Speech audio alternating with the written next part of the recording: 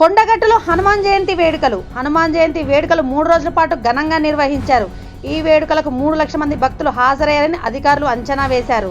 భక్తుల రద్దీకి తగ్గట్టుగా ఆలయ పరిసరాలు అన్ని ఏర్పాట్లు చేశారు.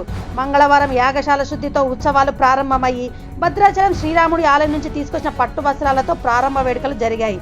3 రోజుల కార్యక్రమాల్లో అఖండ దీపారాధన, హోమాలు, సుందరకాండ పారాయణం, పంచామృతాభిషేకం, తులసి అర్చన తదితర పూజలు నిర్వహించారు. భక్తుల కోసం ప్రత్యేకంగా ఏర్పాట్లు చేశారు. ఉచితంగా ఆర్టీసీ బస్సులు, తాగునీటి కోసం 30 చలివేంద్రాలు, 24 గంటల మెడికల్ క్యాంపులు, భద్రతకు 900 పోలీసులతో భారీ బందోబస్తు, 110 సీసీ కెమెరాలు, సీలింగ్ టెంట్లు, స్పెషల్ క్యూ లైన్లు ఏర్పాట్లు చేశారు. మంగళవారం నుంచి గురువారం వరకు ఆర్జిత సేవలు, వాహన పూజలు రద్దు చేసి ఆలయం 24 గంటలు తెరిచే ఉంచారు. భక్తులకు ప్రసాదంగా అందించేందుకు 4.5 లక్షల లడ్డులు కూడా సిద్ధం చేశారు.